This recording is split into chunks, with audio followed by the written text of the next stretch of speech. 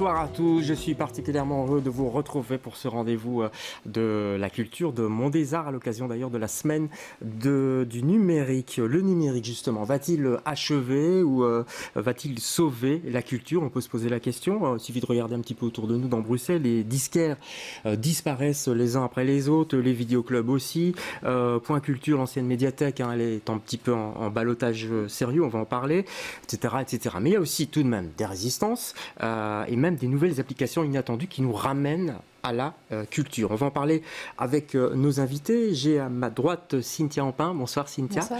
Vous êtes bibliothécaire à Laken, un petit peu spécialisée dans le domaine du numérique. Oui, c'est ça.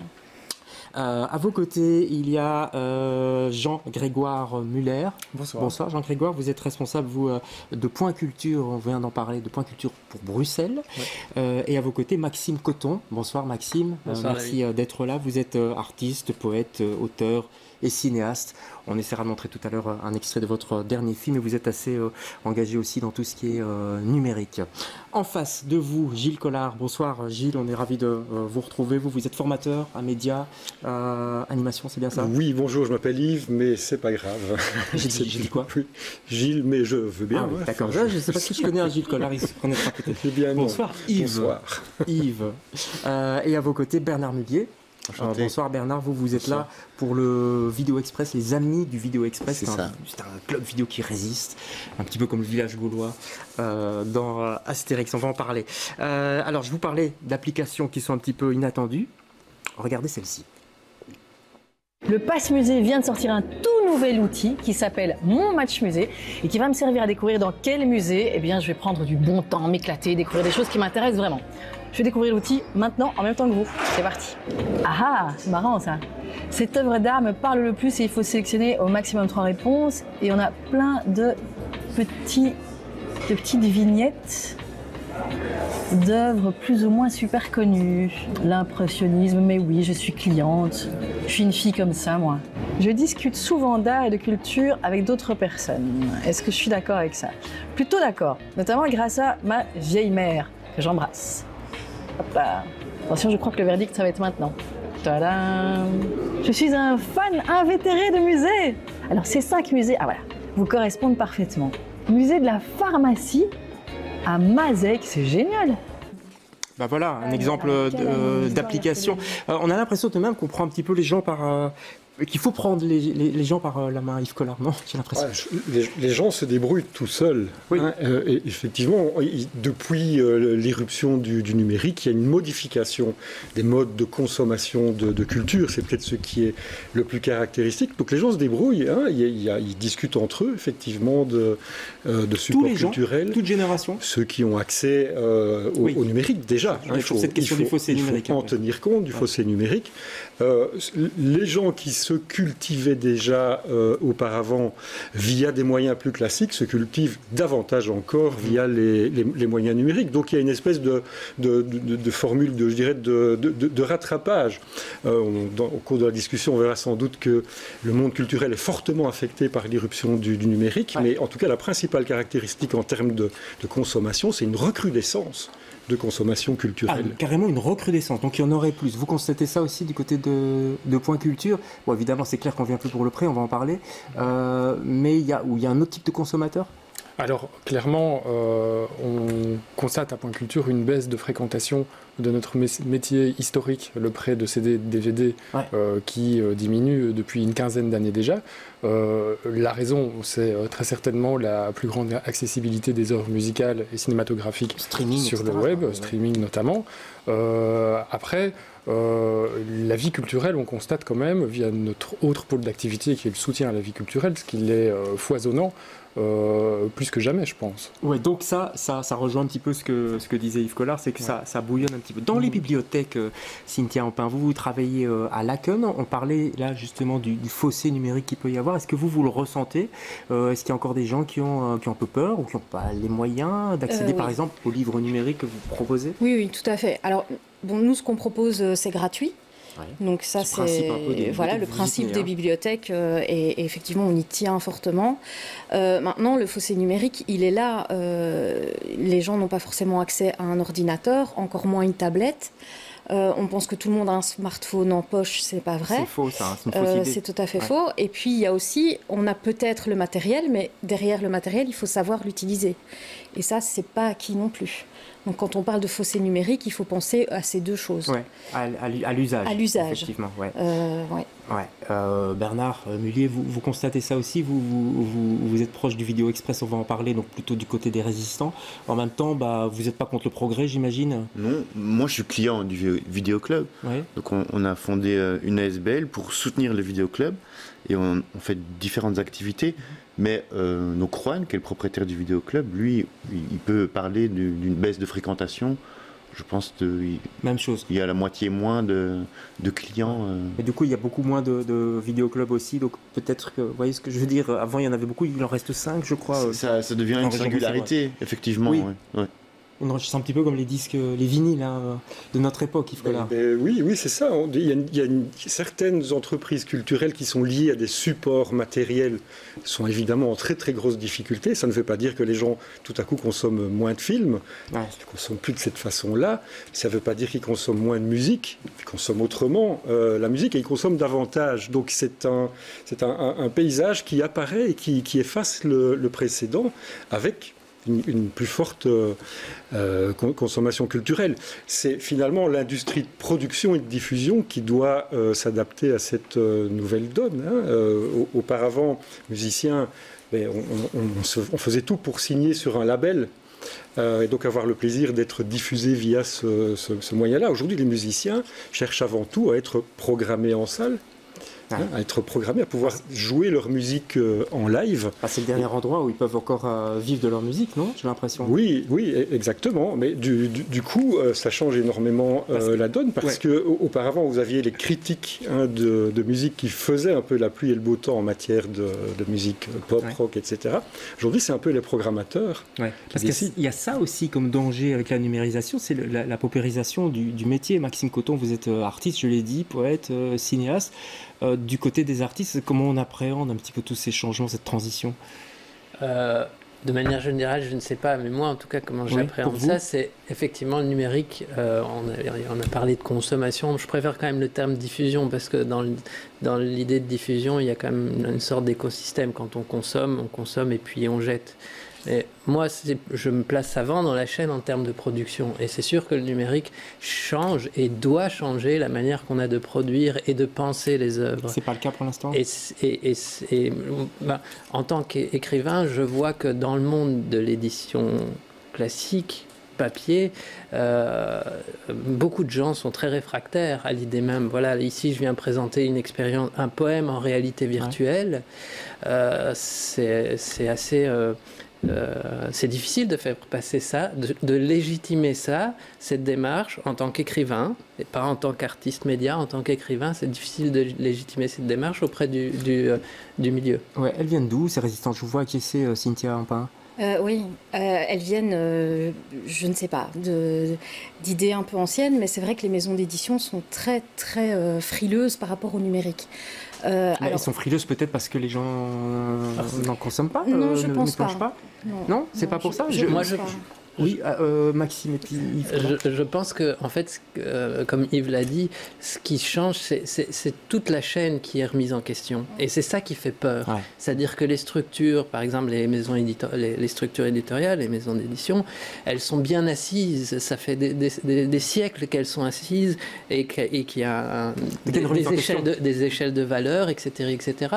Et ça, dès le moment où, quand on publie quelque chose, on peut le publier et instantanément, on peut arriver au public, ça veut dire aussi que tous les intermédiaires historiques... Ils disparaissent, évidemment. En tout cas, ils sont redéfinis. Ils sont redéfinis. Et je pense que cette... Yves Collard. Moi, j'ai envie de dire que parmi tous les supports matériels existants, c'est encore l'industrie du livre qui souffre le moins de l'irruption du numérique.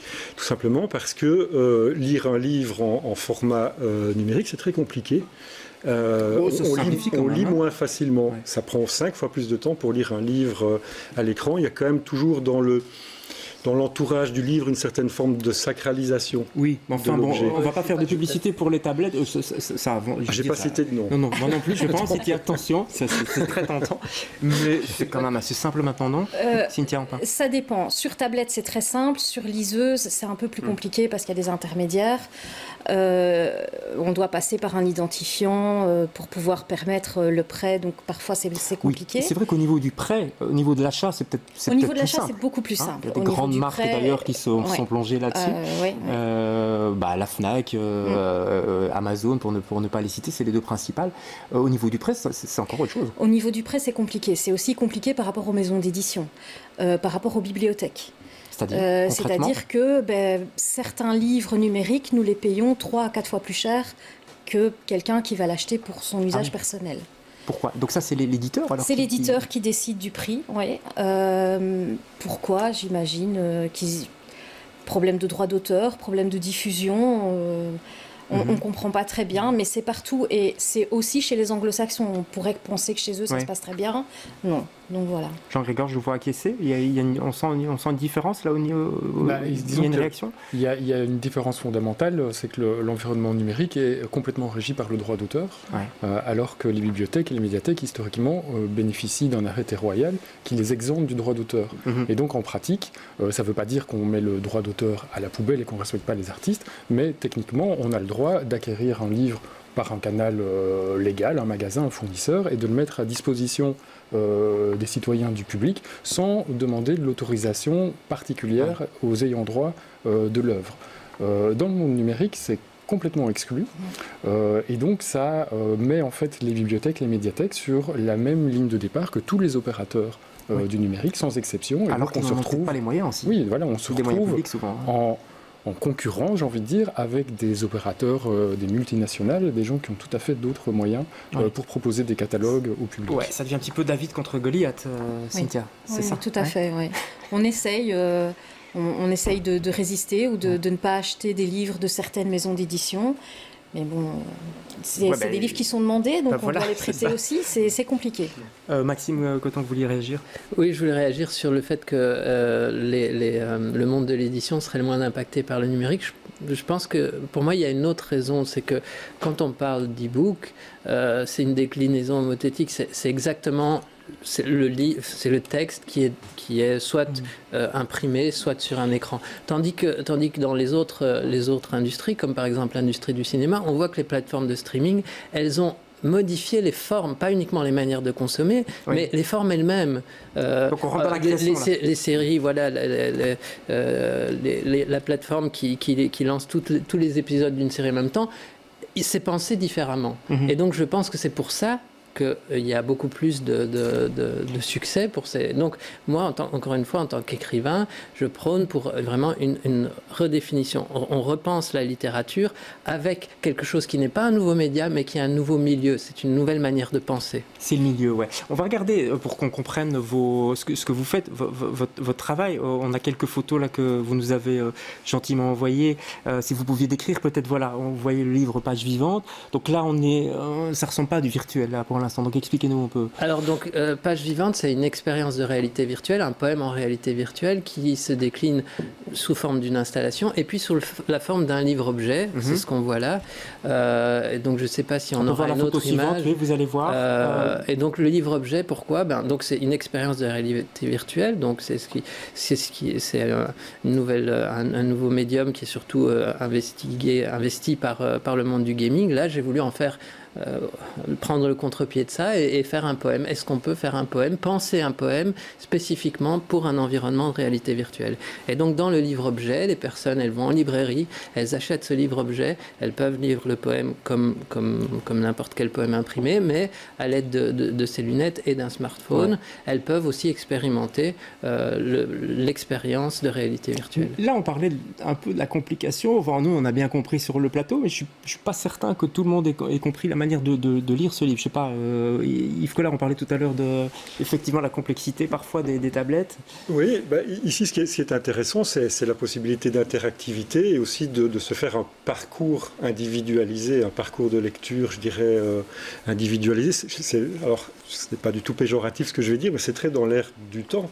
Ça correspond aux besoins des consommateurs de culture qui vont avoir une consommation de plus en plus individualisée, qui vont partager avec leurs potes, leurs amis, leurs copains. Mais on est fini, je dirais, de ce point de vue-là, de la standardisation portée par les masses médias de la culture. On a tous écouté, quand on était gamin, la même musique. Il y avait le tube de l'été en juillet. On a tous dansé sur la lambada parce que tout le monde dansait sur la lambada. C'est terminé. Pareil pour vous, là. Moi, j'ai peut-être fait une fois. Alors, oui, vous voyez. Bernard, vous voulez intervenir? Mais je pense que c'est un ancien standard qui est remplacé par un nouveau standard. Parce que quand on se retrouve sur une plateforme de téléchargement, tout compte fait, on n'a pas tant de choix que ça. On est face aux nouveautés proposées par la plateforme de téléchargement.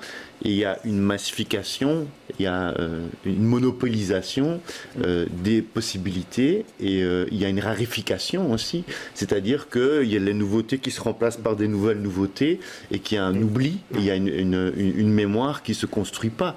Comme on peut l'avoir dans une bibliothèque, comme on peut l'avoir dans une vidéothèque. Si vous allez dans une vidéothèque, vous avez 20 000 choix à votre disposition. Vous n'aurez jamais ça sur une plateforme de téléchargement. Et en plus, donc je ne suis pas d'accord avec cette idée que je crois que ça se standardise de plus en plus. Tout le monde regarde de plus en plus la même chose. La même chose, oui. Malgré, c'est contradictoire parce qu'il y a de plus en plus d'informations, mais on regarde de plus en plus la même chose. Ça se réduit, vous voulez dire, c'est ça se réduit un petit peu, le champ se réduit un petit peu finalement. Beaucoup de tout en étant grand, mais je veux dire... C'est ça, parce qu'il y a des effets commerciaux et d'annonces et des enjeux de multinationales qui sont tellement importants et on se retrouve seul face à ces multinationales. Quand vous allez dans une bibliothèque, vous êtes face à des rayonnages de livres et vous êtes dans un lieu vivant avec d'autres clients, consommateurs ou lecteurs qui sont avec vous. Et bibliothécaires. Il y a une relation physique qui s'installe, qui s'inscrit dans un lieu, dans un quartier. Maxime Coton. Oui, je ne suis pas d'accord, pas du tout d'accord avec tout ça. Et surtout, je voudrais rebondir sur l'idée de l'ère du temps. En fait, oui, je pourrais partager le constat qui est dit ici, mais en fait, nous sommes tous responsables de ça.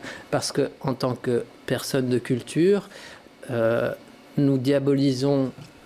parce que finalement, c'est ce qu'il y a. Oui, les grandes multinationales, tout. Elles utilisent des technologies parce que nous, pendant ce temps-là, nous continuons à dire non, mais la culture, c'est le livre, la culture, c'est l'échange. Oui, mais c'est à nous de le penser à travers ce nouveau milieu dans lequel nous baignons.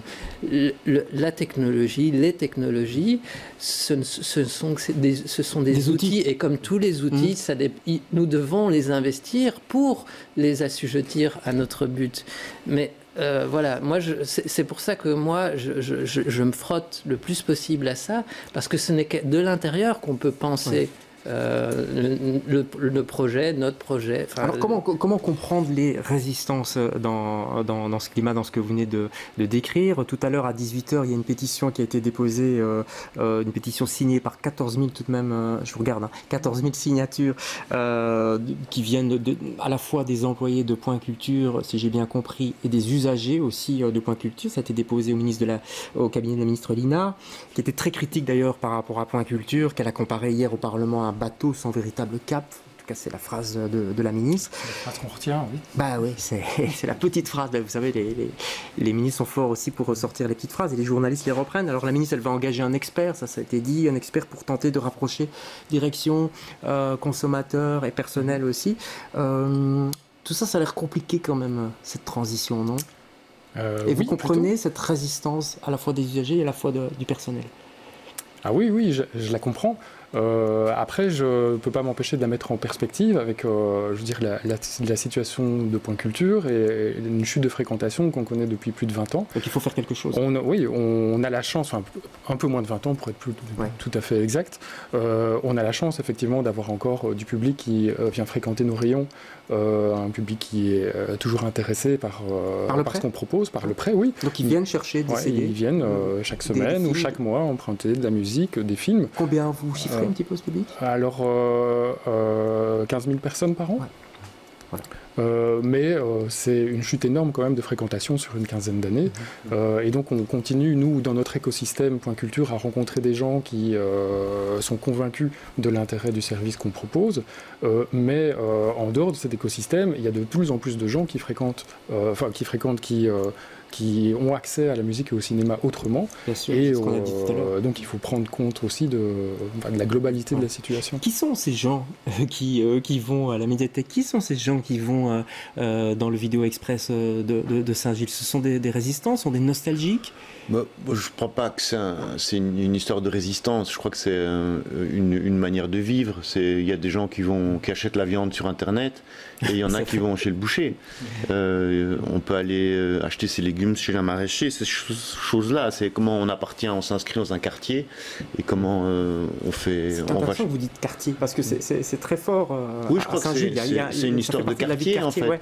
Comme les petits commerces. Dans un quartier, il y a des gens de tout âge qui sont là. Je crois c'est une espèce de lieu qui est très populaire, et puis c'est un lieu de rencontre autre que le café, par exemple. Dans un quartier, le vidéoclub, c'est un endroit où il se passe des choses, où il y a des discussions, et moi j'y vais souvent pour boire un café. Et il y a souvent des gens qui sont là, qui boivent le café aussi. Et donc on parle de culture tout en de cinéma, eux même pas spécialement. Yves Collin ? Moi je suis pas tout à fait d'accord avec une vision un peu trop clivée du monde, parce qu'on a des gens qui viennent à la fois consommer des médias sur une plateforme et en même temps des gens qui consomment via le numérique. Il y a des gens qui vont à la Cinémathèque à Bruxelles tout en regardant le même film à la limite sur leur télé ou sur leur écran d'ordinateur. Par contre, ce que j'aime bien, c'est l'analogie qui peut être faite en l'idée du quartier. C'est la même chose dans les réseaux sociaux. On discute entre copains, entre habitants non pas du même quartier physique, mais du même quartier culturel. On discute ou social. On discute de musique avec des gens qui habitent éventuellement à l'autre bout du monde, mais qui font partie du même terreau culturel. Et donc ça, c'est fabuleusement intéressant. Donc moi, je n'oppose pas du tout les deux. Oui, allons louer un film dans le quartier et puis discutons de ce film avec des gens qui habitent à Buenos Aires. Et allons voir en streaming un autre film sur Internet. Oui, ou éventuellement le même, parce que ça correspond à des besoins de consommation. Ça arrive pour les livres aussi. C'est la même chose avec les livres. Je pense qu'il faut effectivement arrêter d'opposer moi je parle du livre, donc le livre papier et le livre électronique, en disant l'un va tuer l'autre, ou pour moi c'est juste deux façons de lire. Et effectivement, moi par exemple en tant que lectrice, je lis aussi bien sur liseuse qu'en papier. Alors effectivement, il y a le plaisir de tourner les pages. Après, il y a l'aspect pratique aussi. Donc, alors, il n'y a pas que du négatif dans le numérique. C'est comme pour la médecine, etc. Ça permet de faire des progrès immenses aussi, notamment dans la recherche. On reste toujours bien sûr dans le domaine culturel, dans la recherche en art plastique. Regardez cette expérience qui a été faite autour d'un Magritte qui avait disparu.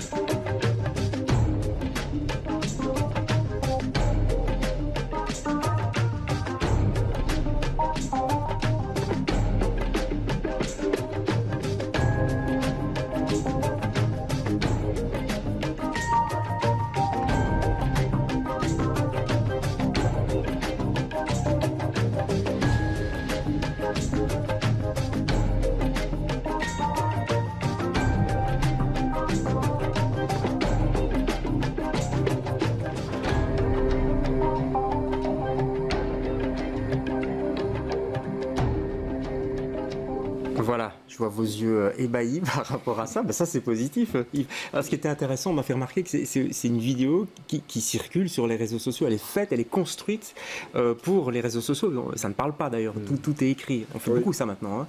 Oui, ce qui est intéressant dans ce document, c'est qu'on oppose deux mondes a priori extrêmement différents. Hein. L'archéologie avec ses vieilles pierres, sa vieille poussière, et puis l'imagerie scientifique en termes de récit. C'est assez intéressant. Mais ce que je trouve intéressant, c'est que cette image virtuelle permet de ne pas toucher aux œuvres, de ne pas casser les œuvres. Combien d'œuvres restaurées l'ont été de manière complètement anarchique et dépendant d'ailleurs d'une époque. Hein. Enfin, je ne veux pas forcément parler des palais crétois, mais ils ont été restaurés dans les années 1930. On se croirait en 1930, hein, donc le palais de Knossos. Ici, ça permet de restaurer et de travailler la question de l'œuvre d'art sans pour autant la mettre à mal. C'est des choses qu'on peut retrouver dans le milieu du cinéma aussi beaucoup, Maxime Coton, j'imagine. Au niveau du montage, etc. Enfin, je veux dire, ça permet aussi de proposer un autre type de culture, en tout cas une autre façon de la une autre manière de travailler, en tout cas, ça c'est sûr. Oui, on ne monte plus maintenant sur les stations de montage comme on découpait la pellicule, ça c'est sûr. Il faut s'éloigner un petit peu du support, ne pas se braquer sur le support aussi. Ça, c'est ce qu'on m'a dit à Point Culture quand je les ai eu au téléphone tout à l'heure. C'est un petit peu vers ça que vous allez aussi. Il y a le support, mais il faut surtout créer un environnement prêt à accepter ce support, c'est ça ? Ça, c'est un défi. Oui.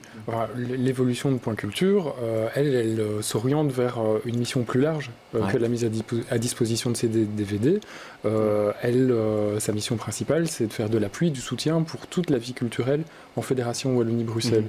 On conserve l'accessibilité à nos collections musique et cinéma, mais on doit bien constater qu'actuellement, on n'a pas de possibilité de transposer l'ampleur de l'accès qu'on proposait au temps de sa splendeur de la médiathèque. On n'a pas la possibilité actuellement de transposer ça dans la nouvelle réalité qui est la nôtre. Parce que l'environnement extérieur, qui est quand même assez extraordinaire en termes d'accès. On dit Internet, il faut passer un seuil pour comprendre comment ça fonctionne, comment accéder aux choses. Mais ensuite, la diversité, elle y est sur Internet de manière extraordinaire. On est aussi, comme disait Yves, dans un environnement beaucoup plus horizontal où on n'a pas quelques personnes qui savent et qui distribuent, mais on est vraiment dans des relations horizontales, comme des relations qu'on peut aussi avoir d'ailleurs dans une médiathèque ou un vidéoclub, mais où on discute entre nous. Oui, et puis on peut aussi découvrir des artistes qu'on ignorait complètement grâce au virtuel, grâce au numérique. Avant, le critique ou la critique d'art était faiseur ou faiseuse de roi. Oui. C'était d'ailleurs ça a bien changé, ça change complètement le métier, mais moi je trouve que c'est important de revenir quand même sur les conditions de réception. Là, oui. Aussi bien, on va louer un film dans un vidéoclub parce qu'on a envie de voir ça entre copains. On va acheter un CD, un DVD parce que on écoute la musique qui est à l'intérieur, mais aussi parce que le layout est joli et donc on a envie de posséder l'objet. Donc ça ne disparaît pas, mais ça change tout complètement. Voilà, ce sera la conclusion de cette émission. Merci à tous d'avoir participé, d'avoir exprimé vos points de vue. Je signale le film, on n'a pas eu le temps de montrer un extrait, mais je le signale tout de même. Le film de Maxime Coton, Après l'usine, qu'on pourra voir au Cinéma Aventure, c'est ça ? Le 7 novembre. Le 7 novembre, on essaiera d'en reparler sur BX1. C'est un film qui est autour justement des traditions. Là, on est dans une autre tradition dans le domaine industriel, si j'ai bien compris. Oui, le monde du travail. Votre papa, et vous travaillez beaucoup sur cette thématique-là. Merci à tous d'avoir participé à ce débat. On se retrouve jeudi prochain pour un autre Monde des Arts.